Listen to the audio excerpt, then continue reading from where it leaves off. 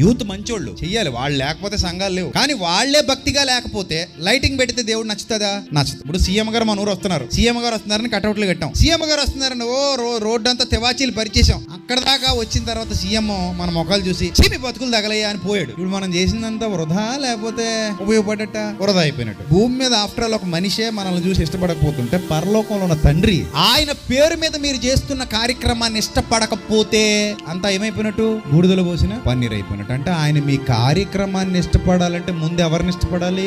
అది కదా, ముందు మిమ్మల్ని ఇష్టపడాలి. ముందు మిమ్మల్ని ఇష్టపడితే మీరు లైటింగ్ పెట్టినా ఇష్టపడతాడు, టార్గెట్నా ఇష్టపడతాడు, మీరు ఆయనకి నచ్చినట్టు బతకాలి కదా. మెయిన్ గా యూత్ తెలుసుకోవాలి, మీరు 100కి భక్తి జీవితంలో ఎన్ని మార్కులు సంపాదించుకుంటారు ప్రభు దగ్గర. టార్గెట్టినందుకు నీకు మార్కులు వేయడాయినా, లైటింగ్ పెట్టినందుకు నీకు మార్కులు వేయడాయినా, నువ్వు ఎంత గొప్పగా ఆయన కొరకు బ్రతుకుతున్నావో దాన్ని బట్టి నీకు మార్కులు వేస్తాడు. యూత్ అందరూ అది గుర్తుపెట్టుకోవాలి.